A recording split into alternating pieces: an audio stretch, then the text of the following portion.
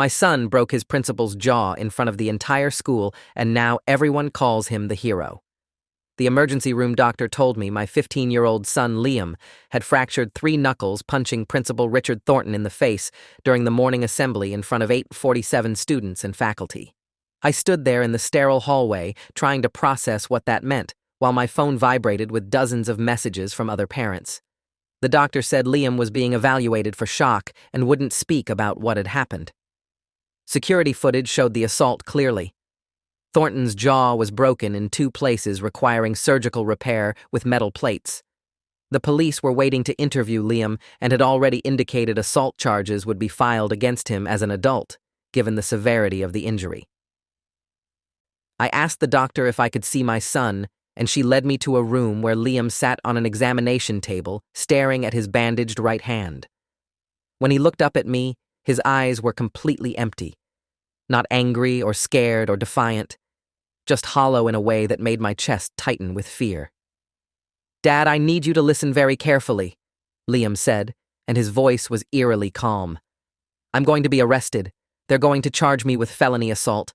I did break Thornton's jaw. I hit him as hard as I could in front of everyone, and I'd do it again." I started to interrupt, but he held up his good hand to stop me. "Before you try to defend me, or understand or fix this, you need to know what Thornton did, what he's been doing for years. Why I had to stop him publicly where he couldn't lie or cover it up anymore." Liam pulled out his phone and opened a video file. The footage was dark and shaky, but I could make out a school hallway at night. Voices were arguing. Then I heard Thornton's voice clearly saying something that made my blood run cold.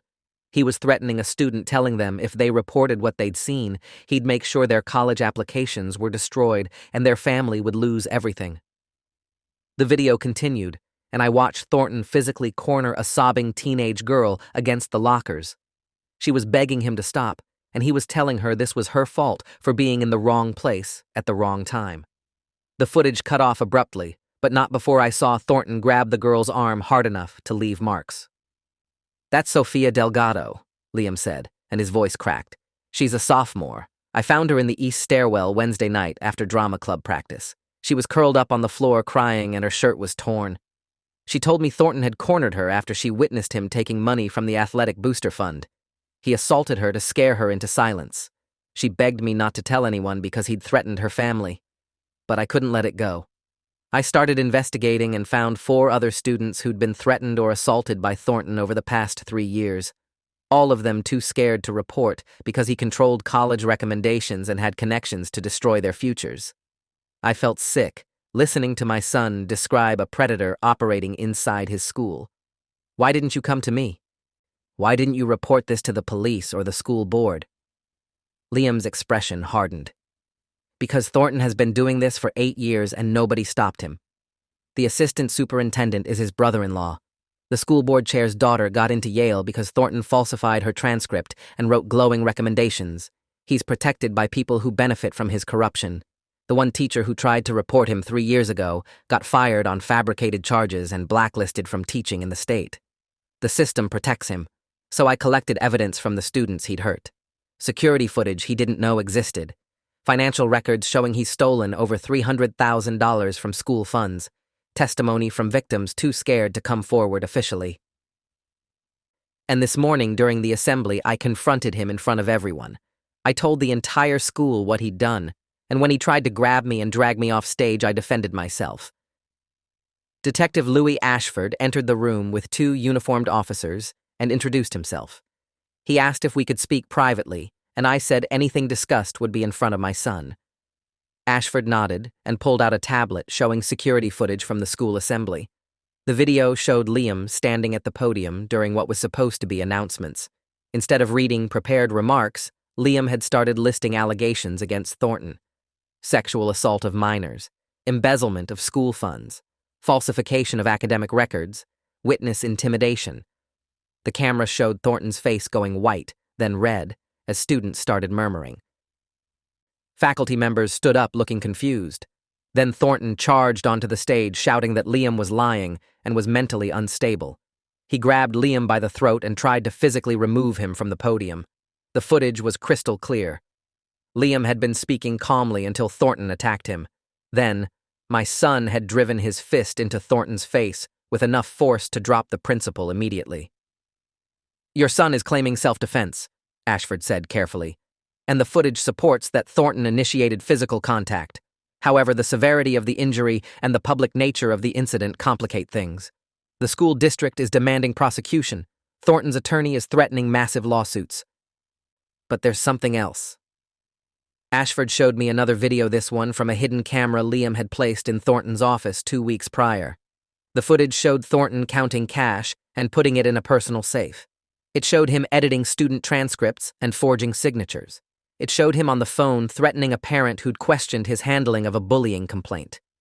The detective fast-forwarded to a section where Thornton met with an older student, and the conversation turned predatory, with Thornton making explicitly inappropriate comments and touching the student's shoulder despite clear discomfort. "Your son delivered a thumb drive with over 40 hours of footage to my desk this morning before school started, along with financial records, witness statements, and a detailed timeline of Thornton's criminal activities going back 8 years. I looked at Liam with new eyes. My quiet, studious son, who loved computers and spent hours in his room, had apparently been conducting a vigilante investigation for weeks. "Why didn't you just give this evidence to the police and let them handle it?" I asked, and Liam's jaw tightened. "Because I tried that first. 3 weeks ago, I went to the police station and spoke to an officer about Sophia. I had video of Thornton assaulting her. The officer took my information and said someone would follow up. 2 days later, Sophia got called into Thornton's office, and he told her that her younger brother would be expelled on drug charges unless she recanted her story. The drugs were planted. The police officer I'd spoken to was Thornton's former college roommate. The system is corrupted all the way through. I needed to expose him publicly where he couldn't bury it, where hundreds of witnesses would force action." Detective Ashford's expression suggested he'd heard similar stories before. "The officer you spoke to was Jeffrey Strand. He's currently under investigation by Internal Affairs for unrelated corruption allegations. I'm part of a task force that's been looking into connections between certain school administrators and law enforcement. Your son's evidence dump this morning accelerated our timeline significantly. We've already obtained warrants to search Thornton's office and home. His bank accounts are being frozen, and we're interviewing the students he allegedly assaulted." Ashford looked at Liam directly. "You did something incredibly stupid and incredibly brave. You forced our hand, and you'll face consequences for the assault. But you also potentially saved other kids from being victimized. The prosecuting attorney will have to decide how to proceed. I'm recommending the context be considered heavily." Over the next 48 hours, the story exploded across local and national media. Cell phone footage from students at the assembly went viral, showing Liam's accusations and Thornton's violent reaction. The moment Liam punched the principal was replayed endlessly on news programs, with legal experts debating self-defense versus vigilante justice. Parents flooded the school board with demands for answers about how Thornton's behavior had gone unchecked. The assistant superintendent resigned within 24 hours after emails surfaced showing he'd buried previous complaints against his brother-in-law. The school board chair was forced out when evidence revealed the transcript falsification that had gotten her daughter into an Ivy League school. 3 teachers who'd witnessed Thornton's misconduct but remained silent came forward with statements expressing fear of retaliation. The entire administration was revealed as either complicit or incompetent. The victims started coming forward publicly. Sophia Delgado gave an interview describing how Thornton had assaulted her and threatened her family. She showed bruises on her arms from where he'd grabbed her. 2 other girls came forward describing similar assaults when they'd witnessed Thornton's financial crimes. A boy testified that Thornton had falsified his disciplinary record to prevent him from getting into college after his family had questioned the principal's use of school funds. Another student provided evidence that Thornton had sold college recommendation letters for $5,000 each to wealthy families, creating an underground market in academic fraud. The scope of Thornton's corruption was staggering. 8 years of systematic abuse of power, criminal behavior, and the victimization of students who trusted the system to protect them. My wife, Julia, had returned from her business trip to find our lives turned upside down. She struggled to reconcile the boy she'd raised with the teenager who'd broken a grown man's jaw. We sat up for hours reading through the evidence Liam had compiled, financial spreadsheets tracking embezzled funds. witness statements taken in secret, videos from cameras he'd hidden throughout the school. Liam had built a prosecutable case with the thoroughness of a trained investigator. Julia kept asking why he hadn't told us, and I had to admit I didn't know. Our son had been carrying this weight alone for weeks, while we'd been focused on work and daily routines. We'd missed the signs. The late nights he'd claimed were spent on school projects. The tension we'd attributed to normal teenage stress. The questions he'd asked about legal procedures that we'd assumed were academic curiosity. I started going through Liam's investigation materials more carefully, trying to understand the scope of what he'd uncovered. He'd created a database of Thornton's victims with dates, locations, and detailed descriptions of each incident. 17 students over 8 years. Some had been physically assaulted when they witnessed financial crimes or challenged Thornton's authority. Others had been subjected to academic fraud that destroyed their college prospects. Several had been sexually harassed or assaulted when they were alone with Thornton. The pattern was clear and deliberate. Thornton targeted vulnerable students who were unlikely to be believed or who had something to lose if they came forward. Students from poor families who depended on scholarships, kids with disciplinary records, anyone whose word would be questioned against a respected administrator. Liam had documented how Thornton's corruption extended beyond individual crimes to systemic manipulation of the entire school. He'd found evidence that Thornton had been inflating standardized test scores by allowing certain students to cheat while reporting others for minor infractions to maintain statistical averages. He'd discovered that Thornton had been steering lucrative contracts for school supplies and services to companies owned by relatives in exchange for kickbacks. The athletic program had been operating under falsified eligibility records, with Thornton allowing academically ineligible students to play in exchange for payments from their families. The school's perfect reputation and high college acceptance rates had been built on fraud, intimidation, and criminal activity that Thornton had orchestrated and profited from. The most disturbing discovery was a file Liam had labeled insurance. It contained evidence that Thornton had been collecting compromising information on faculty parents and school board members to ensure their compliance and silence. Photos of a married teacher having an affair, financial records showing a board member's tax fraud, evidence of a parent's undocumented immigration status. Thornton had weaponized people's vulnerabilities and secrets to build a network of unwilling accomplices who were too scared to oppose him. Several teachers had witnessed his abuse of students, but couldn't report it without risking their own exposure. Parents who questioned his decisions found themselves targeted with threats of reporting their children for fabricated violations or exposing family secrets. It was an elaborate system of control that had taken years to build. Liam was charged with assault in juvenile court given his age, but the prosecutor made clear the severity of Thornton's injury meant serious consequences were likely. Our attorney, Maxwell Brenner, was a former prosecutor who specialized in self-defense cases. He reviewed the footage and witness statements and said we had a strong case, but nothing was guaranteed. The public nature of the assault and Liam's premeditation in confronting Thornton complicated the self-defense argument. Brenner explained that while Liam had been attacked first, his decision to publicly accuse Thornton could be seen as provocation. The fact that Liam had collected evidence and chosen a public confrontation suggested he'd anticipated violence and prepared for it. That level of planning undermined pure self-defense claims. We were looking at possible juvenile detention and a criminal record that could follow Liam into adulthood. Brenner started building our defense by interviewing the students Thornton had victimized. Sophia Delgado met with us at Brenner's office and described in detail what had happened the night Liam found her. She'd been working late on a drama club project when she saw Thornton in the administrative office counting cash from the athletic booster fund. She'd assumed it was legitimate until she watched him put the money in his personal briefcase rather than the school safe. When he noticed her watching, he'd followed her into the hallway and demanded to know what she'd seen. Sophia had tried to leave, but Thornton grabbed her and shoved her against the lockers. He'd torn her shirt and threatened that if she told anyone what she'd witnessed, he'd plant drugs in her locker and have her arrested. Then he'd make sure her younger brother got expelled and her family's immigration status would be reported to authorities. I was terrified, Sophia said, and tears ran down her face. My parents came here legally, but we have relatives who are undocumented. Thornton knew that somehow. He knew exactly how to threaten me in a way that would keep me silent.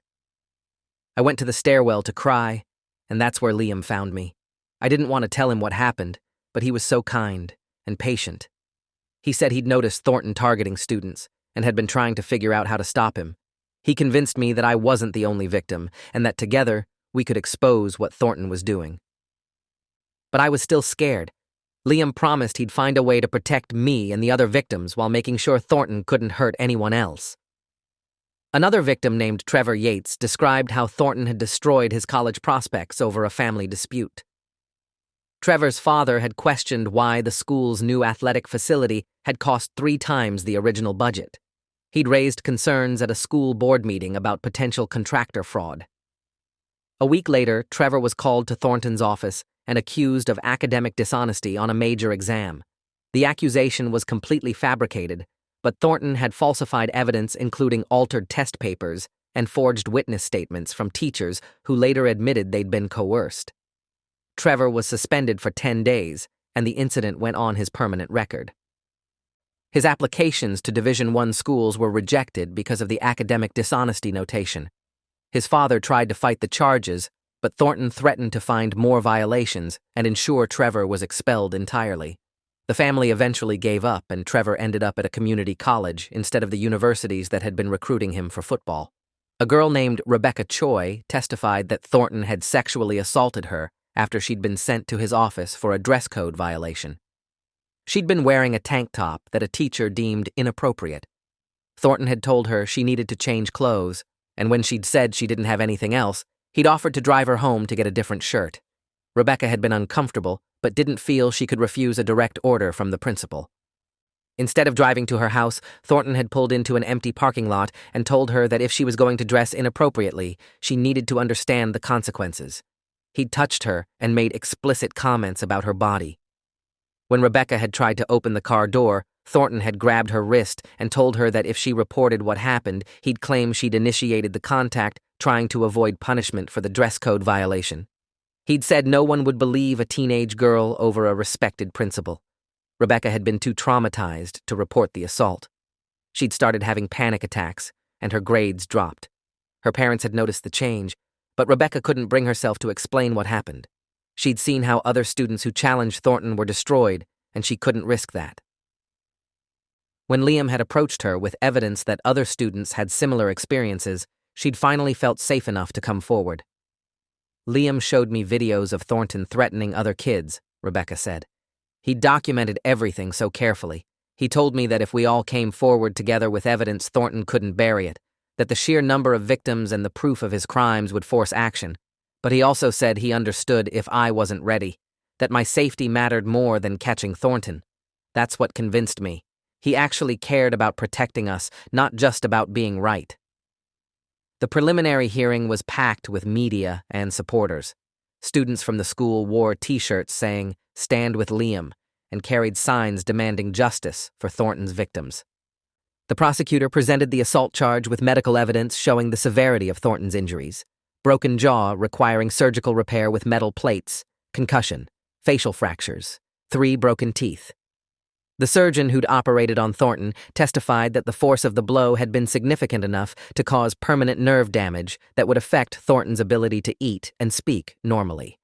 The prosecutor argued that Liam had used excessive force and had created the confrontation deliberately. He presented Liam's investigation as evidence of premeditation, suggesting that Liam had planned to provoke a violent reaction that would justify his assault. Brenner countered with security footage showing Thornton strangling Liam and witness testimony that the principal had a history of violence against students. He called Trevor Yates, who described being physically shoved by Thornton during their confrontation about the academic dishonesty charges. Another student testified that he'd seen Thornton grab a freshman by the collar and slam him against a wall for talking during an assembly. A teacher reluctantly admitted she'd witnessed Thornton strike a student who'd been disruptive in the hallway.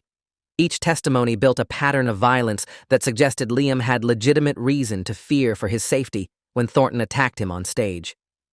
Brenner also presented medical evidence showing bruising on Liam's throat, consistent with strangulation, and argued that his client had used the minimum force necessary to escape a potentially lethal attack.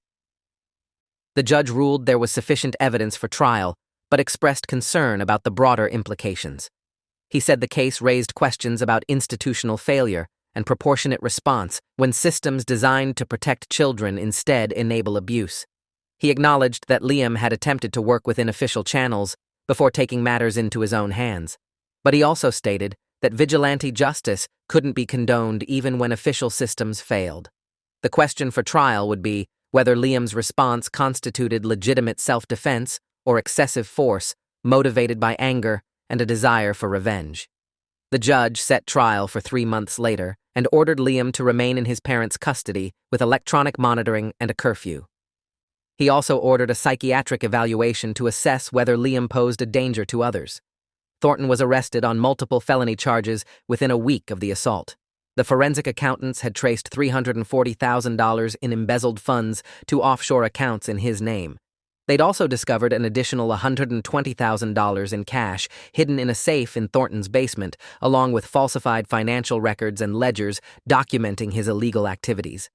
4 students had provided sworn statements describing sexual assault and witness intimidation. The falsified transcripts affected over 20 students across 5 years. Investigators found evidence that Thornton had been operating his college recommendation fraud scheme for the entire duration of his tenure as principal, with at least 35 families paying between $3,000 and $10,000 for falsified academic records and glowing recommendation letters. The criminal investigation expanded to include Thornton's network of enablers and accomplices. His brother-in-law, the assistant superintendent, was charged with conspiracy and obstruction after emails revealed he'd actively buried multiple complaints about Thornton's behavior. The school board chair faced charges of accepting bribes and falsifying academic records. Her daughter's Yale acceptance was rescinded when the university discovered the extent of the fraud. The police officer who'd tipped off Thornton about Liam's initial report was fired and charged with official misconduct. A contractor who'd paid kickbacks to Thornton in exchange for school construction contracts was charged with bribery. The scope of the criminal enterprise was staggering, with at least 7 people facing charges for their roles in enabling or benefiting from Thornton's crimes. Thornton's attorney initially tried to claim the evidence was tainted because Liam had obtained it illegally, but the judge ruled that a minor investigating crimes against minors had more leeway than law enforcement would. The hidden cameras had captured Thornton in his own office conducting illegal activities. The financial records came from school systems Liam had accessed using basic IT knowledge and his legitimate student account credentials. Nothing Liam had done rose to the level of illegal surveillance or hacking that would exclude the evidence. The judge also noted that Liam had attempted to report his findings through official channels before resorting to covert investigation. The fact that his initial report had been buried by a corrupt officer strengthened, rather than weakened, the admissibility of his evidence. The school district faced a class action lawsuit from families of students who'd been victimized under their watch. The negligence was undeniable. Multiple complaints about Thornton had been filed over 8 years, and all had been buried or ignored. The former teacher who'd been fired for reporting Thornton joined the lawsuit with evidence of retaliation and wrongful termination. She provided documentation showing she'd filed 3 separate complaints about Thornton's inappropriate behavior toward students, including specific incidents of physical and verbal abuse. Each complaint had been dismissed by the assistant superintendent, who'd claimed the allegations were unfounded and motivated by personal animosity. When she'd persisted in raising concerns, she'd been accused of creating a hostile work environment and had been terminated with a notation in her file that would prevent her from getting hired elsewhere. The district's insurance carrier refused to cover the claims, citing systemic misconduct by administrators that voided their coverage. The district was facing potential liability in the tens of millions of dollars, with inadequate resources to pay judgments. The superintendent was forced to resign, and the state education board placed the entire district under emergency oversight. An outside investigation revealed that Thornton's corruption was part of a broader pattern of misconduct involving athletic program violations, acceptance of bribes from wealthy families, and academic fraud schemes that had artificially inflated the school's rankings and reputation. The school I'd trusted to educate and protect my son had been operating as an organized criminal enterprise for nearly a decade. Julia and I struggled to explain to Liam's younger sister, Amy, what was happening. She was 12 and attended the same school district, though a different building. She'd heard rumors and seen news coverage, but didn't fully understand why her brother was being called both a hero and a criminal. We sat down with her one evening and tried to explain in age-appropriate terms that Liam had discovered bad things happening at his school and had tried to stop them, that he'd made a choice to protect other students even though it meant putting himself at risk. Amy wanted to know why the adults hadn't stopped the principal if he was hurting kids. We had to admit we didn't have a good answer. The systems that were supposed to protect children had failed, and that failure had forced Liam into an impossible situation. Amy surprised us by saying that kids at her school had been talking about Liam constantly, that students were sharing stories about teachers or administrators who'd been inappropriate or abusive, that Liam's actions had given other kids courage to speak up about misconduct they'd witnessed or experienced. She said her friends were calling Liam brave and saying they wished they had someone at their school who would stand up to adults who abused their power. Hearing this from Amy made me realize that Liam's impact extended far beyond the specific crimes he'd exposed. He'd sparked a broader conversation about institutional accountability and student rights that was rippling through the entire district. Kids were questioning authority in ways they hadn't before. Parents were scrutinizing administrators more carefully. The culture of unquestioning deference to school officials was being replaced with healthy skepticism and demands for transparency. The psychiatric evaluation ordered by the court was conducted by Dr. Eleanor Whitfield, a forensic psychologist who specialized in adolescent trauma and moral development. She spent 10 hours interviewing Liam over multiple sessions. She also interviewed Julia and me, along with Liam's teachers, coaches, and friends. Her report concluded that Liam did not pose a danger to others, and that his actions were not indicative of violent tendencies or antisocial personality disorder. Instead, she described a highly intelligent and morally serious adolescent who had experienced what she called moral injury from witnessing injustice and feeling powerless to stop it through conventional channels. Dr. Whitfield explained that Liam's investigation and confrontation of Thornton represented an attempt to restore moral order in an environment where institutional authority had been corrupted. Dr. Whitfield's report noted that Liam exhibited signs of trauma and depression related to his experiences. He'd been carrying the burden of other students' victimization for weeks while conducting a covert investigation that required constant deception. He'd been living with the knowledge that if his investigation was discovered before he could expose Thornton publicly, the evidence would be destroyed and victims would face retaliation. The psychological weight of that responsibility would be challenging for an adult and was overwhelming for a 15-year-old.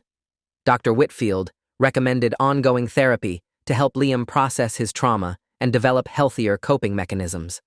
She emphasized that while Liam's violence was understandable in context, it couldn't become his default response to injustice. He needed to learn that there were ways to create change that didn't require personal sacrifice or breaking laws. Liam's trial became a referendum on institutional failure and vigilante justice. The prosecution was led by District Attorney Vanessa Torres, who had a reputation for being tough on juvenile violence. She argued that no matter how justified Liam's anger might be, citizens couldn't take justice into their own hands through violence.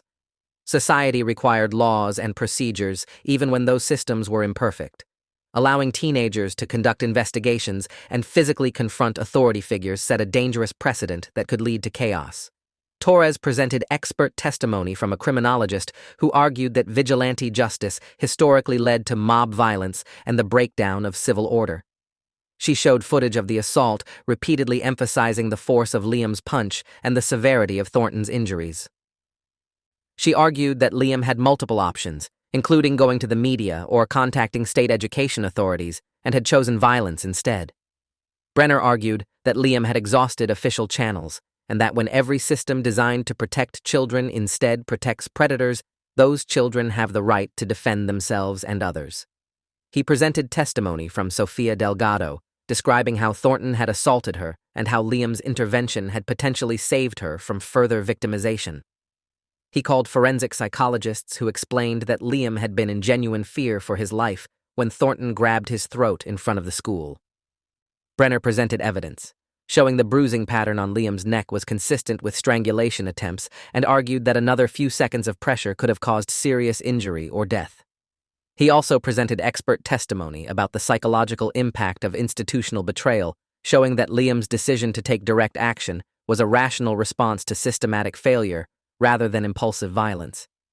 The testimony from victims was devastating. Sophia Delgado described her assault in graphic detail, including Thornton's threats against her family. Rebecca Choi testified about the sexual assault in the car, breaking down multiple times as she recounted the trauma.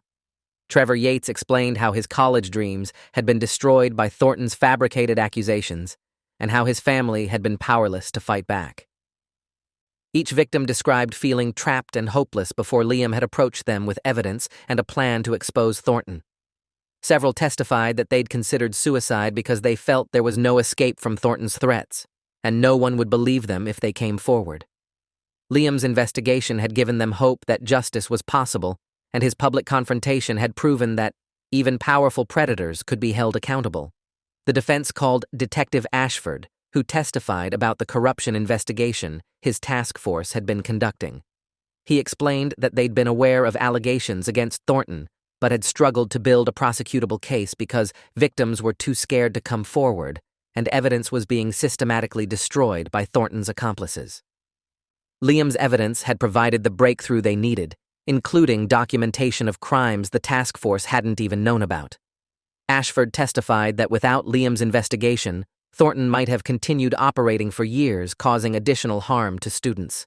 He acknowledged that Liam's methods were problematic from a law enforcement perspective, but stated that the outcome had been overwhelmingly positive in terms of protecting children and exposing institutional corruption. The prosecution called Thornton himself as a witness, which Brenner had anticipated and prepared for.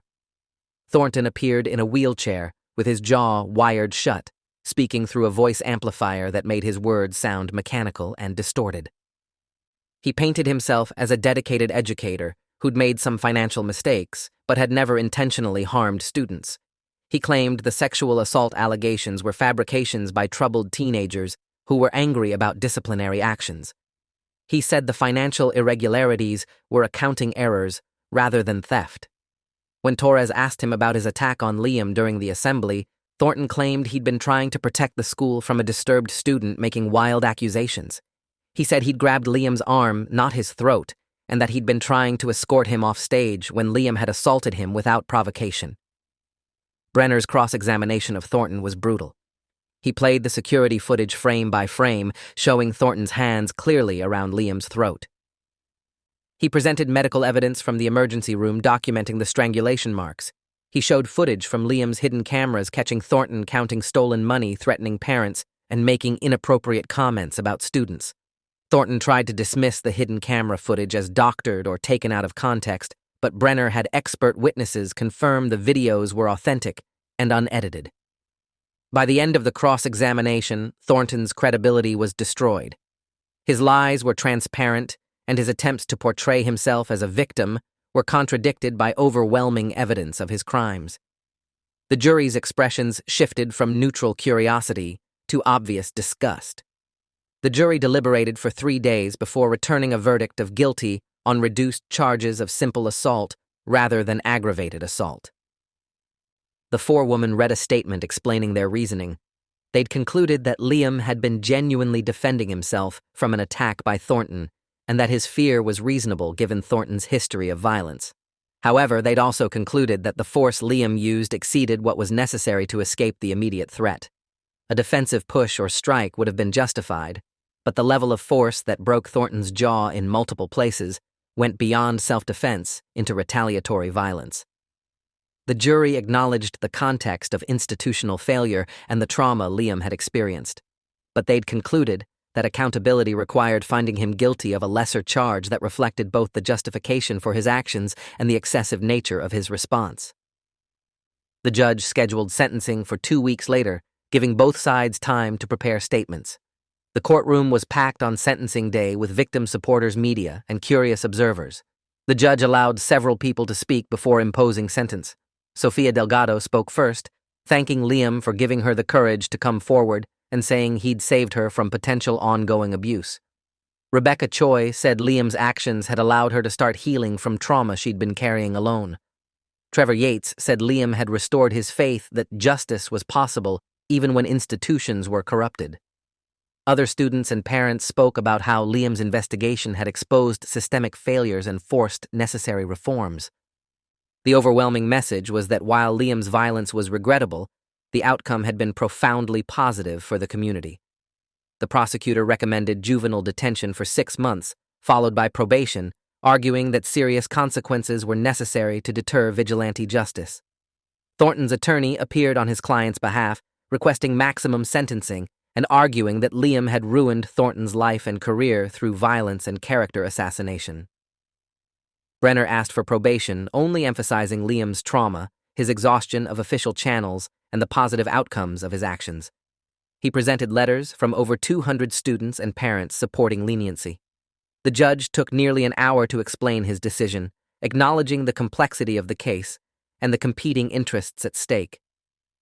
"Liam, you committed an act of violence that seriously injured another person," the judge said, looking directly at my son. "That violence cannot be excused or condoned regardless of the circumstances that preceded it. Society requires that we resolve conflicts through legal means, not physical force. However, this court also recognizes that you found yourself in an impossible situation where every legitimate avenue for seeking justice had been corrupted or blocked. You attempted to work within the system, and that system failed you catastrophically. Your decision to expose Richard Thornton publicly was born from desperation, not malice. When he attacked you, you defended yourself with force that exceeded what was necessary, but that came from a place of fear and trauma rather than aggression." The judge continued explaining that the law required accountability for violence, but justice required acknowledging that systems had failed catastrophically. He noted that Liam had tried to work within official channels and had been betrayed by corrupt officials. While that didn't excuse assault, it provided context that demanded consideration. He said Liam's actions had exposed institutional failure that might have continued for years, causing additional harm to countless students. That had to be weighed against the harm of his response. The judge sentenced Liam to 200 hours of community service at organizations supporting victims of abuse and 2 years probation, with the stipulation that Liam participate in counseling to process his trauma and anger. He also ordered Liam to write a letter of apology to Thornton, not for exposing his crimes, but for the excessive force used in their confrontation.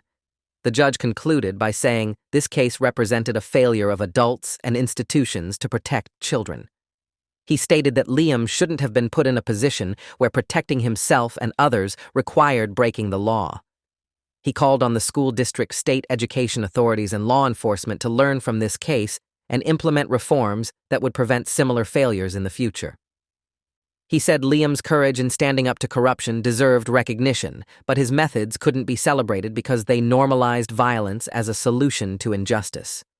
The goal should be creating systems worthy of trust, so that young people never again faced the impossible choice between accepting abuse and taking justice into their own hands. Thornton's criminal trial was a systematic dismantling of his defense. The evidence Liam had collected was supplemented by the police investigation's findings, creating an overwhelming case. Forensic accountants testified about the embezzlement, tracing every stolen dollar through Thornton's accounts. They discovered he'd been stealing from the school for 6 years, not just 8, with the earliest thefts carefully concealed in budget irregularities.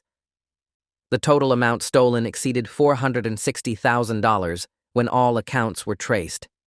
Thornton had used the money to fund a lifestyle far beyond what his principal's salary would support, including a vacation home, expensive cars, and private school tuition for his own children. His financial records showed regular cash deposits that corresponded with dates when wealthy families had students suddenly see improvements in their academic records or receive favorable college recommendations. The victims testified in Thornton's criminal trial, providing even more detail than they'd given in Liam's case. The prosecution presented testimony from 8 students who described sexual harassment or assault.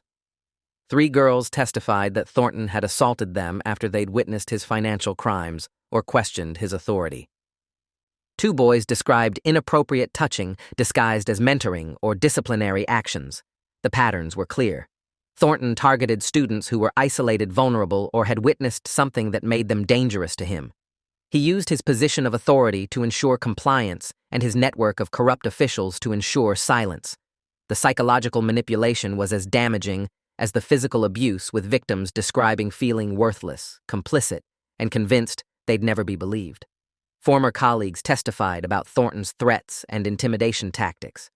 The teacher who'd been fired described how Thornton had manufactured evidence against her, including falsified emails and manipulated witness statements. A counselor testified that Thornton had ordered her to alter records of students who'd complained about his behavior, changing their accounts to make them appear unreliable or vindictive. A custodian described finding Thornton's hidden safe and being threatened with deportation if he ever mentioned it. Each testimony added another layer to the picture of systemic corruption that had infected every level of the school's operations. Thornton hadn't just committed individual crimes. He'd transformed the entire institution into a mechanism for protecting and enabling his abuses. The defense tried to paint Thornton as a flawed man who'd made mistakes, but wasn't a monster. They presented character witnesses who described his community service and dedication to education. They argued that the financial crimes were the result of poor judgment and personal financial stress, rather than criminal intent. They claimed the sexual assault allegations were either misunderstandings or fabrications by troubled teenagers with axes to grind. But the prosecution systematically dismantled each defense. They showed that Thornton's community service had been court-ordered from a previous undisclosed fraud case. They proved the financial crimes were sophisticated and deliberate, with hidden accounts and money laundering. They presented medical evidence and contemporaneous reports that corroborated every assault allegation. By the end of the trial, Thornton's defense was in ruins. The jury convicted on all counts, including 8 counts of sexual assault of minors, embezzlement, falsification of records, witness tampering, and obstruction of justice. The judge noted that Thornton had been in a position of trust and had systematically abused that trust for personal gain while causing profound harm to children. He sentenced Thornton to 18 years in federal prison, with requirements that he register as a sex offender upon release and never work with children again. Thornton's attorney announced they'd appeal, but legal experts said the evidence was so overwhelming that appeal was unlikely to succeed. Thornton was remanded to custody immediately and transported to begin serving his sentence. The assistant superintendent and school board chair both faced their own criminal trials. The assistant superintendent pleaded guilty to obstruction and conspiracy, receiving 3 years probation and permanent ban from working in education. He was also ordered to pay restitution to the district for his role in enabling the theft of school funds. The school board chair fought her charges and was convicted of accepting bribes, falsifying academic records, and official misconduct. She received 2 years in minimum security prison and was ordered to return the $45,000 she'd received from Thornton's fraud schemes. Her daughter's Yale acceptance remained rescinded, and the girl ended up at a state school under a cloud of scandal.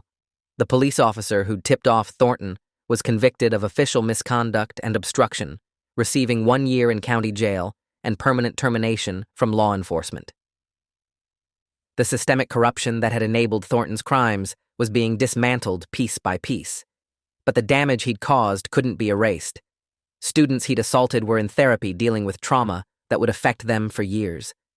Families whose children's academic records had been falsified faced uncertainty about college admissions and career prospects. The trust between the community and its schools had been shattered. Parents were pulling their children out of the district in significant numbers.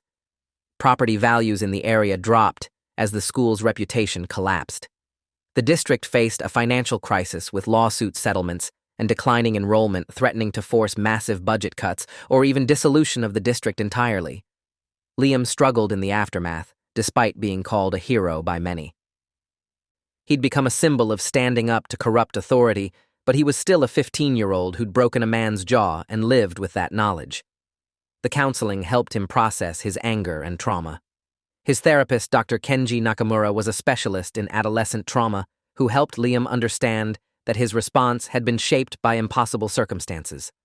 Dr. Nakamura explained that moral injury occurred when people were forced to violate their own values because all available options were bad. Liam had valued nonviolence and working within systems. But those values had conflicted when the systems were corrupted and nonviolence meant allowing continued abuse. The resulting moral injury created psychological distress that manifested as nightmares, guilt, and emotional numbness. Liam talked in therapy about seeing Sophia crying in the stairwell and feeling helpless, about spending weeks investigating because he couldn't let Thornton hurt anyone else, about the moment Thornton grabbed his throat and the pure terror that had fueled his punch. Liam said he didn't regret exposing Thornton, but he regretted that violence had been necessary. He said the system had forced him into a position where protecting others required breaking the law himself. That burden was heavy for an adult and crushing for a teenager. Dr. Nakamura helped him reframe his experience not as a failure of character, but as an adaptive response to institutional betrayal. Liam had done what was necessary to survive and protect others in an environment where normal rules had broken down. We enrolled Liam in a different school for his sophomore year. The new school was smaller and private, with strict oversight and accountability measures. The headmaster met with us personally and assured us that they took reports of misconduct seriously and had independent oversight boards to investigate allegations. Liam was skeptical, at first having lost faith in institutional promises, but gradually he began to trust that this environment was different. Teachers were approachable and responsive. Students felt safe reporting problems. The administration was transparent about disciplinary decisions and policy changes. It wasn't perfect, but it functioned the way schools were supposed to, rather than as a mechanism for covering up abuse. Liam joined the school's debate team and discovered he was talented at constructing arguments and presenting evidence. His coach said he had a natural ability to identify weaknesses in opposing positions and build compelling cases for his own views. Liam channeled his investigative energy into research projects about criminal justice reform and institutional accountability. He wrote papers about whistleblower protection and the ethics of civil disobedience. His grades were excellent, but he'd lost something indefinable in the process, an innocence or trust that the world operated fairly. He saw power structures as inherently prone to corruption now, and authority figures as requiring constant scrutiny. The counselor said this was a normal response to trauma, but that it could be limiting if it became permanent. Julia and I tried to model healthy relationships with authority and institutions. We volunteered together at organizations with transparent governance, showing Liam that accountability mechanisms could work when properly designed. We invited him to participate in school board meetings and local government sessions so he could see that civic engagement could create change without violence. We introduced him to people working within systems, to reform them judges who fought corruption, lawyers who represented marginalized clients, teachers who advocated for students. Slowly, Liam began to accept that institutions could be improved even if they'd never be perfect. That the goal wasn't blind trust, but informed engagement and constant vigilance. The victims Thornton had hurt began their own healing processes with varying degrees of success. Sophia Delgado became an outspoken advocate for survivors, founding a student organization focused on preventing institutional abuse. She gave interviews to media outlets and testified before the state legislature about reforms needed to protect students. Her strength was inspiring, but I knew from conversations with her parents that she struggled privately with nightmares and trust issues. Rebecca Choi transferred to another school, unable to remain in an environment filled with traumatic memories. She was seeing a therapist who specialized in sexual assault trauma and was slowly rebuilding her sense of safety. Trevor Yates returned to playing football and had attracted interest from several colleges who'd learned about Thornton's fraud and wanted to give him a second chance. The students founded a nonprofit called Students First Accountability Network that advocated for mandatory reporting of misconduct allegations, independent oversight of school administrators, and protection for student whistleblowers.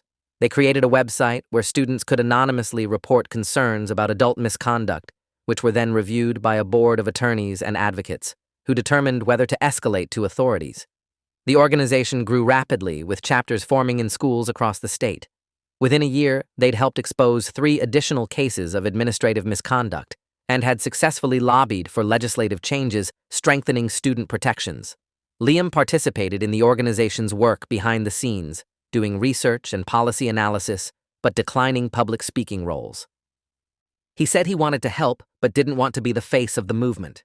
Sophia testified before the state legislature in support of a bill requiring schools to report all misconduct allegations to independent investigators rather than handling them internally. She described her assault and Thornton's threats, explaining how the current system had allowed him to operate with impunity for 8 years. She presented data showing that administrative self-investigation of misconduct allegations resulted in substantiation rates below 5%, while independent investigations found merit in over 40% of cases. The numbers suggested that schools were systematically burying complaints to protect their reputations. Sophia's testimony was covered extensively by media and created public pressure for reform. The bill passed unanimously and was nicknamed Sophia's Law. It required every school to contract with independent investigators who would review all complaints of adult misconduct against students and report findings to both the district and state education board. 2 years after the assault, Liam testified before a legislative committee studying juvenile justice reform. He'd been invited to speak about his experience with the criminal justice system and whether it had been appropriate.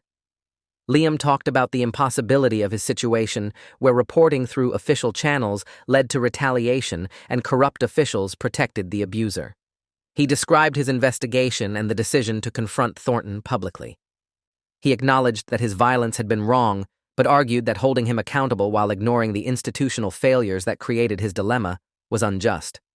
He recommended reforms, including stronger protections for minors who report crimes by adults, criminal penalties for officials who retaliate against whistleblowers, and independent oversight of all institutions serving children. His testimony was thoughtful and mature, impressing legislators who'd expected an angry teenager. The committee's report cited Liam's case as an example of how institutional failure could push young people into impossible choices.